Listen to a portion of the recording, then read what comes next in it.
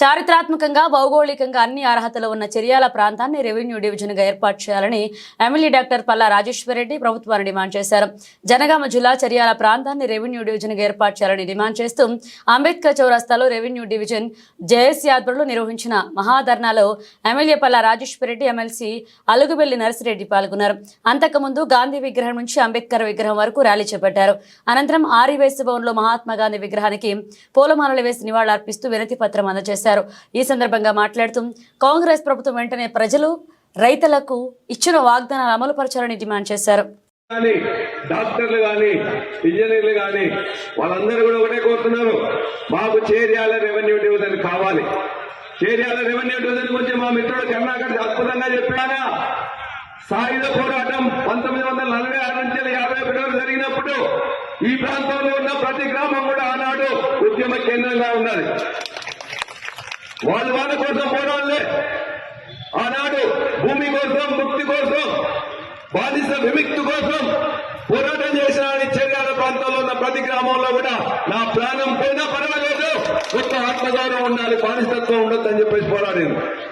100 మంది చనిపోయినా వీర బైరాణపల్లి కావచ్చు, కోటిగల్ కావచ్చు, సలాక్పూర్ కావచ్చు, మద్దూరు కావచ్చు, చేర్యాలు కావచ్చు, ప్రతి గ్రామంలో కూడా ఏ స్తూపం చూసినా కూడా ఆ యొక్క పోరాట స్ఫూర్తి రూపాలుగా ఉన్నాయి తప్ప వేరే కాదు. పక్షంలోనే మా చేర్యాల ప్రజల ముఖ్యమైన కోరిక ఇదే అని చెప్పాను. ఇలా కళలకు కారాచిగా ఉన్నది, ఆధ్యాత్మిక కేంద్రంగా ఉన్నది, త్యాగాలకు నిలయంగా ఉన్నది, ప్రజలకు అవసరంగా ఉన్నది. ఈ ప్రాంత ప్రజల యొక్క కోరిక అతి చిన్నది. ఇప్పటికే కావాల్సిన ఆఫీసులన్నీ కూడా ఏర్పాటు చేసుకున్నాం. ఇంటిగ్రేటెడ్ ఆఫీస్ కాంప్లెక్స్ కూడా ఇక్కడ ఏర్పాటు చేసుకున్నాం. దీనికి కావాల్సిన కోర్టు కూడా వచ్చింది, అన్ని వచ్చినాయి. కొద్దిమంది సిబ్బంది వస్తే చాలు, ఒక్క జీవో ఇస్తే చాలు, ఇవాళ రెవెన్యూ డివిజన్ వస్తుంది. దానికోసం నిఖరంగా మీ అందరితో కలిసి ఒకటి బయట గాని లోపల అసెంబ్లీ వేదిక కూడా పోరాడతా ఖచ్చితంగా రెవెన్యూ డివిజన్ సాధించే వరకు కూడా పోరాడతాను చెప్పి అందరికీ తెలియజేస్తున్నా. కోరుకుంటున్నది న్యాయమైందా కాదని చెప్పాలి అంటే తెలంగాణ రాష్ట్రంలో అనేక కొత్త రెవెన్యూ డివిజన్లు వచ్చినాయి.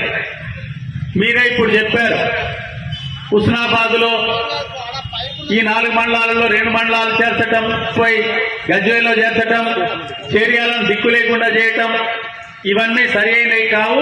వాస్తవంగా చేర్యాల దిక్కు లేనిదిగా ఎప్పుడు మారదు, చేర్యాలలాగానే ఉంటుందని చెప్పి ఈ సందర్భంగా తెలియజేస్తున్నాం. కాలంలోనే నల్లగొండ జిల్లాలో భాగంగా తాలూకా హెడ్ గా ఉంది. అదేవిధంగా శాసన సభ నియోజకవర్గంగా కూడా చాలా కాలం కొనసాగింది.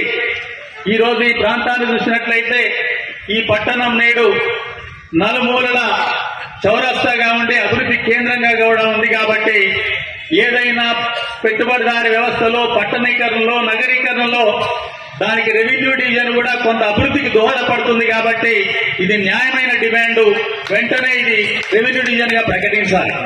ఇంత ఐక్యంగా అన్ని రాజకీయ పార్టీలు కలిసి ఐక్యతతోని ఒకరు చైర్మన్ గా పెట్టుకొని ఈ పోరాటంలో కొనసాగుతున్నారంటే ప్రభుత్వం ఇంకా దూరం తీసుకుపోవడం మంచిది కాదని కూడా ఈ సందర్భంగా తెలియజేస్తున్నాం.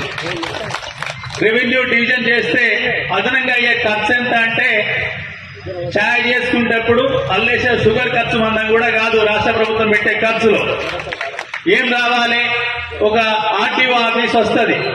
ఆర్టీఓ ఆఫీసుల సిబ్బంది మొత్తం కలుపుకుని ఎంతమంది ఉంటారో మీకు తెలియంది కాదు.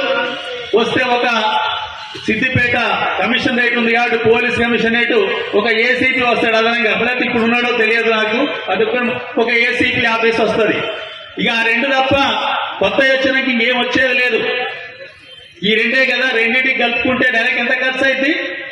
నెలకు 2 ఆఫీసులకు కలుపుకుంటే 20 లక్షల కంటే పెంచదు. అంటే 12 రోజుల్లో ఏమైంది? 2 కోట్ల చిల్లర ఖర్చు. అంటే తెలంగాణ రాష్ట్ర ప్రభుత్వంలో 2 కోట్ల ఖర్చు అనేది ఒక సమస్య కాదు.